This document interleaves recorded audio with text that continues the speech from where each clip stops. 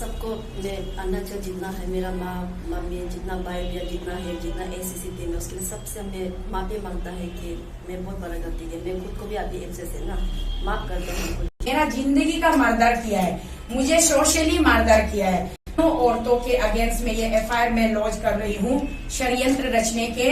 जब इस लड़की ने मेरे अगेंस्ट में एफआईआर आपको डाला तो आपने तुरंत एक्शन लिया और मुझे सम्मन इशू कर दिया। अब यही लड़की अगर पुलिस स्टेशन दोबारा वापस जाकर के अपना स्टेटमेंट चेंज करती है तो वो स्टेटमेंट आप लोग रिकॉर्ड नहीं करते हो। जी बिना खून बहाए मारना हो ना तो आप उसकी इज्जत की धज्जियां उड़ा दो। एफआईआर मैं खुद दे रही हूँ ताकि आप इन्वेस्टिगेशन कीजिए। मैंने कहाँ पर ब्रोटेल चलाई है, मैंने कहाँ पर सेक्स का अड्डा खोला है, कम से कम निष्पक्ष जांच की। मेरी पहली शादी टूटी है, ये मेरी दूसरी शादी है। मैं इतने साल में अकेली रही, सब कुछ मैं नहीं छिपाती हूँ, मैं बोलती हूँ। जब मुझे वो नौबत क्यों आएगी कि मैं अपना शरीर बेचूंगी या किसी और का शरीर बेचूंगी। मेरे 3 बच्चे हैं, अभी मेरा हस्बैंड है, मेरा घर परिवार है, मेरा खानदानी परिवार है, मेरा भाई भैया सब इज्जतदार वाला है। मुझे आज तक तो कभी खुद को बेचने की नौबत आज तक मेरी जिंदगी में नहीं आई है।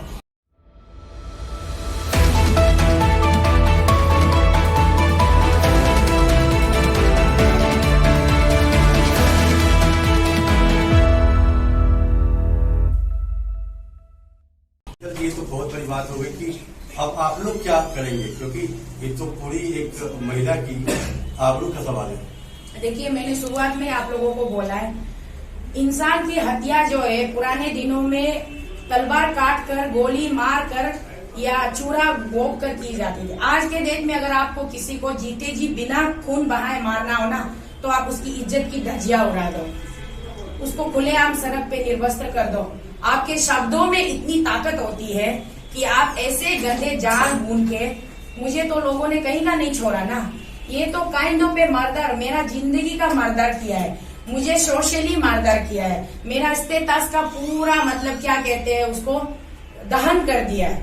तो अब मैं तो अपनी तरफ से, ये बहन जी कितना अपने स्टेटमेंट में टिकेगी नहीं टिकेगी ये तो समय ही बताएगी, लेकिन इसके स्टेटमेंट के आधार पे मैं उन तीनों औरतों के अगेंस्ट में ये एफआईआर में लॉन्च कर रही हूँ षड्यंत्र रचने के चार्जेस में, क्योंकि इस तरह की गंदी षड्यंत्र, गंदी राजनीति।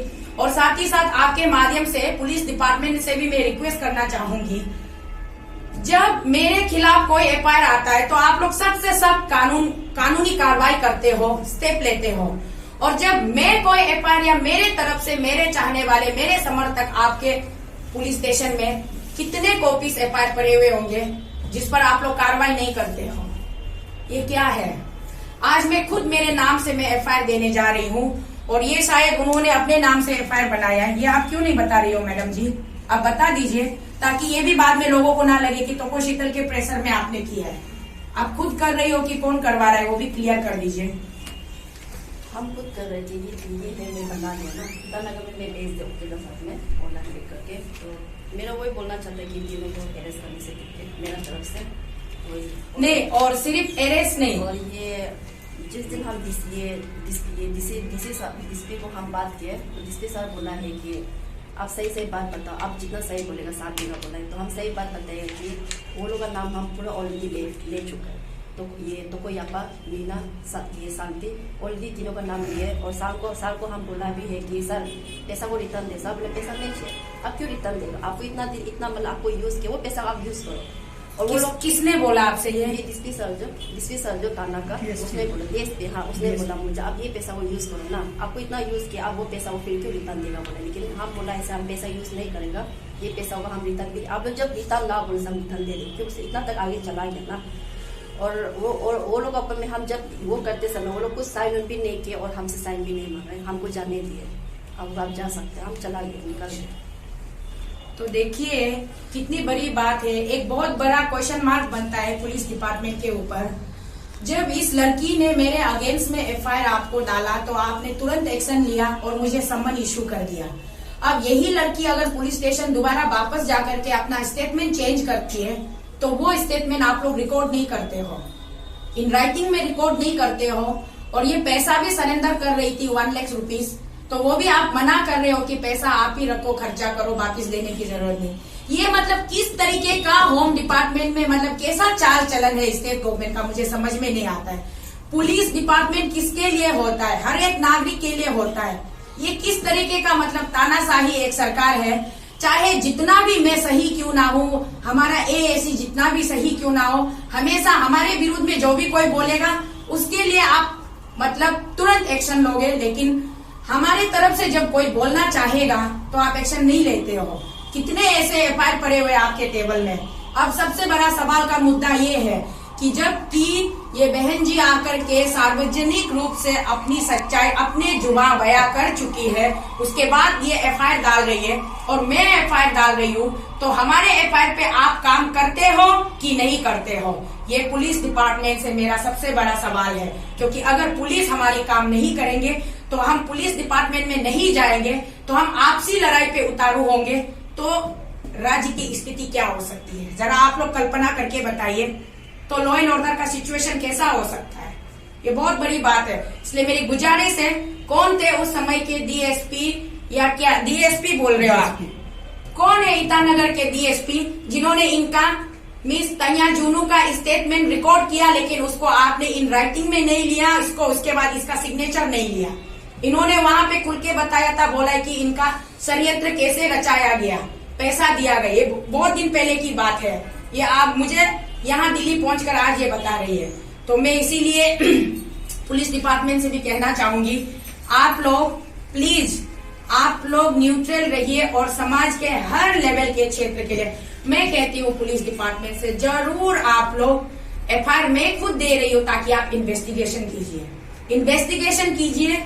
मैंने कहाँ पर ब्रोटल चलाई है, मैंने कहाँ पर सेक्स का अड्डा खोला है, कम से कम निष्पक्ष जांच कीजिए और पूरे तथ्य के साथ सबूत लेकर आए। यहाँ तक कुछ लोग कह रहे हैं, बीजेपी के कुछ कॉर्पोरेटर कह रहे हैं कि मुंबई से पुलिस ने सबूत इकट्ठा कर लिया है शीतल के अगेंस्ट में। तो मैं तो हार्दिक स्वागत करती हूँ आप सबका। प्लीज मुझे वो सबूत दिखाइए। जब मैंने अगर ऐसा कुछ किया है तो ही सबूत होगा, अगर मैंने ऐसा कुछ नहीं किया है तो सबूत आप कैसे पैदा करोगे? ये मुझे समझ में नहीं आ रहा है।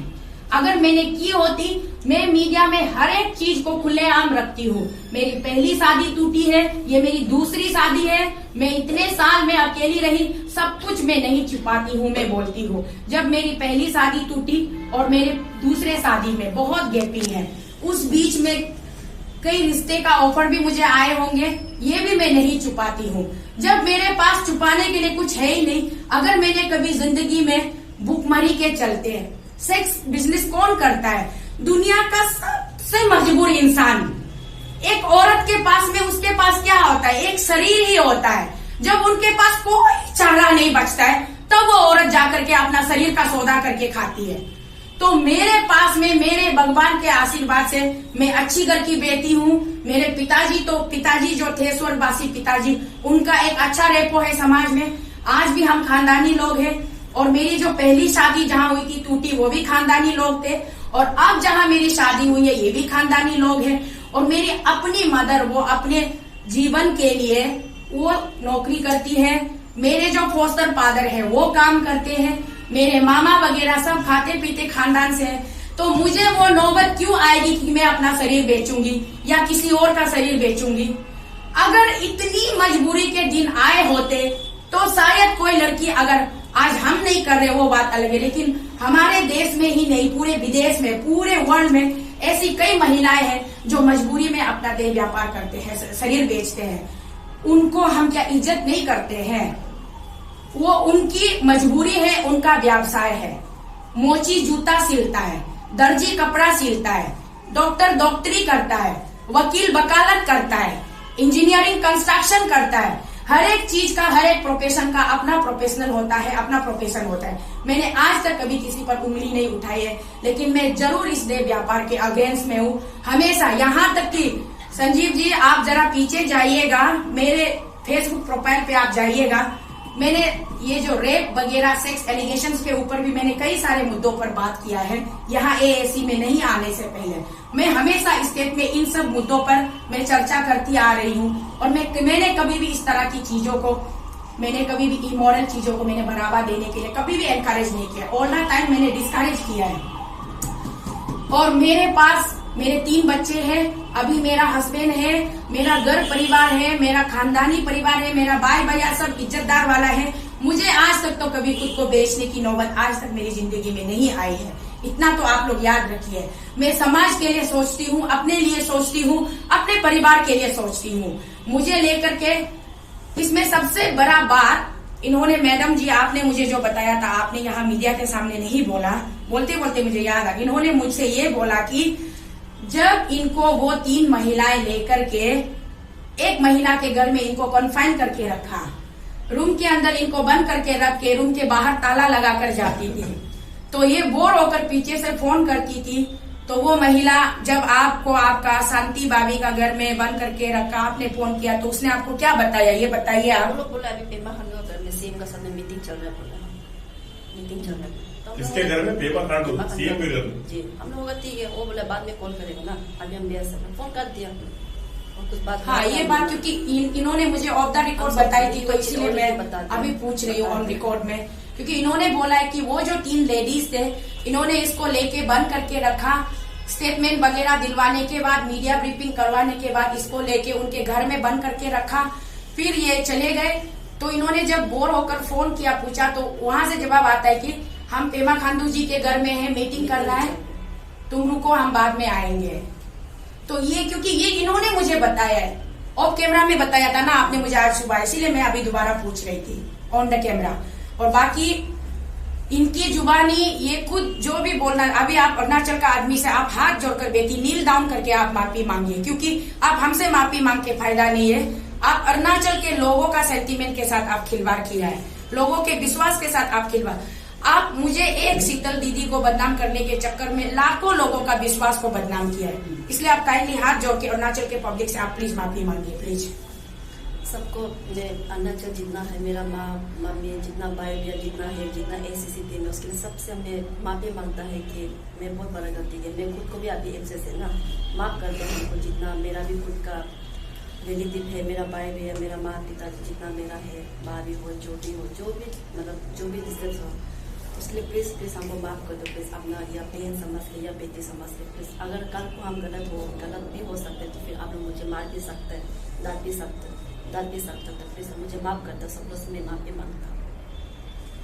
और एक सवाल एक बोलना था, मैम ये तो चलता ही है, आप तो फेसबुक लाइव वैसे भी कर सकती है, तो साथ है आपके बाइट एक अच्छा सा कर लेते तो और मैसेज भी तो जाना चाहिए। अभी बहुत सारे क्योंकि हमारे पूरे जनता 15 लाख जनता लाइव देख रहे हैं और जनता के सामने बात करना बहुत जरूरी है। ऐसा था कि कल उसी मैडम को मैं फोन किया, मेरा फोन रिसीव नहीं किया, वेटिंग में था, हम फिर कॉल किए, हम कॉल करके हम बोला है मैम मेरा उम्मीद को ये एक दो को हम ये कागज भेज रहे ना, आप प्लीज रिसीव कर दीजिए। मतलब हम कल ये ओसी मैम को कॉल किया ना, तो ओसी मैम तो ऑलरेडी वेटिंग में था, तो फिर हम बार कॉल किए, फिर वो वेटिंग में था, और भी हम कॉल के रिसीव किया, वो बोला कि हम कैसे बिजी है, मैं बाद में कॉल करेगा।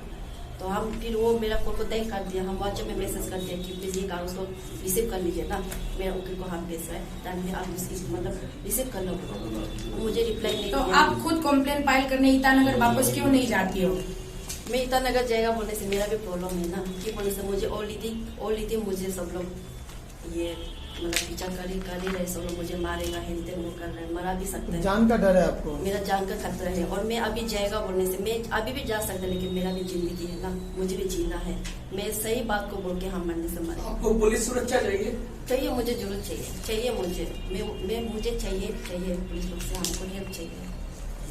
दीदी आप इनका सिक्योरिटी के लिए आप कुछ बोलना चाहोगे? नहीं, देखिए मैं पुलिस डिपार्टमेंट से मैं यही रिक्वेस्ट करना चाहूंगी कि काइंडली आप लोग पहले इनके नाम से जो एफआईआर मेरे अगेंस्ट आई थी वो आपने एंटरटेन किया ना, तो अब ये जब सच्ची बात बोल रही है, सच्चा एफआईआर दे रही है, तो अब की बार भी आप लोग इनका एफआईआर पे आप लोग एंटरटेन कीजिएगा, एक्शन दीजिएगा। और जो वो 3 महिलाएं हैं जिनके अगेंस्ट में ये एफआईआर लिख रही है, उनको जल्दी उनके ऊपर जल्दी से जल्द कानूनी कार्रवाई कीजिए और उनको बुलाइए, पूछताछ कीजिए, और वो किस तरीके का केस प्राइमा फेसी इस्टेब्लिश करता है अकॉर्डिंगली। अगर मेरा कहीं पर भी इन्वॉल्वमेंट पाया गया, अगर ऐसा कुछ भी सब्सटेंस मिलता है, then I am always there to cooperate with you. मैं जरूर कोऑपरेट करूंगी। मेरे अगेंस्ट में कुछ भी अगर आप लोगों को मिला, और अगर मेरे अगेंस्ट में कुछ भी नहीं मिला, तो मैं इतना जरूर मैं विनती करना चाहूंगी कि मेरे दामन पर जो दाग लगाने की कोशिश की गई है, उस दाग को धुलवाने में आप लोग जरूर मदद कीजिएगा, जरूर साथ दीजिएगा। नहीं तो मैं अरुणाचल में मैं इसीलिए आज आपके इस लाइव वीडियो के माध्यम से पुलिस डिपार्टमेंट से पूछना चाहती हूँ कि आप लोग हमारे एफआईआर पे एक्शन लेंगे कि नहीं लेंगे। अगर आप लोग एक्शन नहीं लेंगे तो आप हमें लिख कर दे दीजिए कि हम एक्शन नहीं लेंगे, आप लोग आपस में जो करना है कर लो। फिर उस 3 लेडीज को आपस में हम लोकल अपना अबोतानी का नियम से, निशी का नियम से हम केस करेंगे। उसके बाद स्टेट गवर्नमेंट नहीं बोलना कि तोको शीतल ने कानून को अपने हाथ में उठाया है। ये मैं इस लाइव वीडियो के माध्यम से पुलिस डिपार्टमेंट को क्लियर बताना चाहूंगी, क्योंकि मैं हमेशा लॉ अबाइडिंग सिटीजन हूँ और मैं लॉ के हिसाब से चलना चाहती हूँ। अगर लॉ मेरा सपोर्ट नहीं करेगा तो फिर हम अपने जो अपना ट्रेडिशनल वे में आएंगे तो फिर लॉ एंड ऑर्डर बहुत ज्यादा सिचुएशन खराब होगा। ये बात आप लोगों को समझ लेना चाहिए, क्योंकि ये मजाक बात नहीं है। आप राजनीति कीजिए, क्या बीजेपी में आप तीनों के अलावा और कोई महिला लीडर नहीं है? इतने सारे बीजेपी पार्टी में स्टेट यूनिट में महिला लीडर है, उन लोगों ने तो ये गंदगी नहीं फैलाई ना, उन लोगों ने तो ये गंदा काम। अब इस लड़की के बयान पर आप सुनिए, इस लड़की के स्टेटमेंट के आधार पर ये कह रही कि ये औरतें जो मुझे कहीं नहीं लगता कि पेमा खांडू इतना घटिया गिरा हुआ काम कर सकता है, क्योंकि पेमा खांडू के पास काम करने के लिए बहुत सारी चीजें हैं। पेमा खांडू को क्या पड़ी हुई कि एक मामूली सी तोको शीतल के अगेंस्ट में इतना गंदा साजिश हो रहे। पेमा खांडू जी, मैं आपसे कहती हूँ, आपका नाम यहाँ घसीटा जा रहा है, आप यहाँ पर इन्वॉल्व हो कि नहीं हो, इसकी पूरी जांच पड़ताल करने दीजिए और अपने आप को इनोसेंट प्रूव कीजिए। ये बहुत बड़ी बात है, बहुत बड़ा इल्जाम है। एक मामूली लाचार महिला पर सेक्स रैकेट चलाने का आरोप लगाने के लिए यहाँ आपका नाम घसीटा जा रहा है। ये लड़की बता रही है कि ये जो 3 लेडीज है जिन्होंने इसको ये काम करने के लिए उकसाया है, 5 लाख का लालच दिया है, वो 3 लेडीज इसको बताते हैं ओवर फोन कि हम पेमा खांडू के घर में है, मीटिंग में है। और इन्होंने मुझे यहाँ तक बताया कि जब वो लोग वापस आते थे इतने बैग भर के पैसे लाते थे। ये तो अभी आपने बताया ही नहीं। तो वो पैसे कहाँ से लाते थे पेमा खांडू जी? क्या आप देते थे ना? कहाँ से लाते थे? ये बहुत बड़ा सवाल है। आप लोग मीडिया पार्टनर से मेरी रिक्वेस्ट है कि इस मुद्दे को जरूर हमारे देश का जो कानून विभाग का जो मंत्रालय है ना, उन तक पहुंचाइएगा कि एक राज्य का मुख्यमंत्री, हमने आज तक, मैं बार बार कहती हूँ, हम पेमा खांडू बाई जी के पर्सनल लाइफ में हम कभी नहीं जाते हैं, हमने कभी उसके पर्सनैलिटी के ऊपर कोई कमेंट्स नहीं किया है। वो कितने रुपए का जूता पहनता है मैंने कभी नहीं बोला है, वो कितने रुपए का कोट डालता है नहीं बोला है, वो कितना रुपया का गॉगल्स पहनता है नहीं बोला है, उसके कितने गर्लफ्रेंड से मैंने कमेंट्स नहीं किया है, उसकी कितनी बीवियां है मैंने कमेंट्स नहीं किया है, उसके कितने माता है ये भी मैंने कमेंट्स नहीं किया है, क्योंकि उसके निजी जिंदगी से मुझे कोई लेना देना नहीं है, उसके पर्सनल लाइफ से मुझे कोई लेना देना नहीं है। मुझे सिर्फ और सिर्फ उसके पब्लिक लाइफ से मतलब है, और उसका पब्लिक लाइफ वो हमारे स्टेट के कॉन्स्टिट्यूशनल हाईएस्ट पोस्ट में वो बैठे हैं एज ए चीफ मिनिस्टर। तो as a chief minister state को कैसे देखभाल करना चाहिए वो सक्षम नहीं है, इसी बात पर मैं अड़ी हुई हूँ। बाकी मैंने उसके पर्सनल लाइफ में कोई अटैक नहीं किया। तो पेमा खांडू को किसने ये हक दिया कि तोको शीतल के पर्सनल लाइफ पे आप अटैक करो? तोको शीतल को इमेज पब्लिकली उसके इमेज को खत्म करो, उसके सोशल स्टेटस को मर्डर कर दो। ये कहाँ का न्याय है, कहाँ का इंसाफ है? इसीलिए पेमा खांडू जी, आपका नाम यहाँ घसीटा जा रहा है। अगर आपने ये लगाया है तो फिर तो कोई बात ही नहीं बोलने की, और अगर आपने नहीं लगाया है तो आप प्रूव कीजिए और इन 3 लेडीज को कानूनी कार्रवाई करने दीजिए। पुलिस डिपार्टमेंट को फ्री हैंड अपना काम करने दीजिए, रोक टोक मत कीजिए। आप लोग पॉलिटिकल इंटरफेरेंस मत दीजिए, किम जोंग उन वाला शासन मत चलाइए हमारे प्रदेश में। ये मेरा आपसे रिक्वेस्ट है।